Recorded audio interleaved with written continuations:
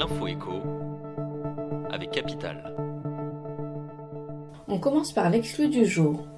Le Stefania est un yacht de 41 mètres de long, équipé entre autres d'un jacuzzi, d'une terrasse de 120 mètres carrés, de 5 suites. Après avoir été référencé sur de prestigieux catalogues de location, ce navire de luxe est mis aux enchères.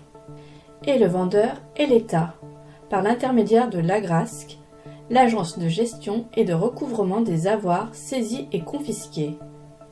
Car, derrière ces airs clinquants, le Stefania est au cœur d'une affaire de blanchiment d'argent international. On enchaîne avec l'expression du jour. Congé de naissance.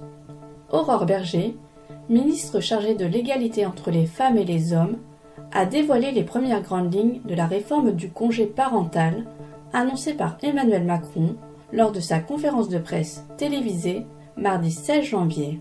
L'idée, c'est de laisser plus de liberté, plus de choix. Personne ne sera obligé de s'arrêter, a présenté la ministre à Sud Radio. Durée du congé, indemnisation, découvrez les premiers détails du congé de naissance sur notre site. On poursuit avec la bonne nouvelle du jour. Les demandes de revenus de solidarité active, RSA, et de primes d'activité seront bientôt simplifiées. Aujourd'hui, vous devez déclarer vos ressources tous les 3 mois auprès de la caisse d'allocation familiale. Ce qui peut être source d'erreur, a reconnu Nicolas Grivel, directeur général de la Caisse nationale des allocations familiales.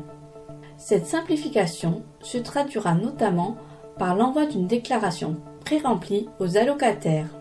Un test sera réalisé dans 5 caisses à partir de l'automne 2024. Et si tout se passe bien, le dispositif sera généralisé à compter du premier trimestre 2025.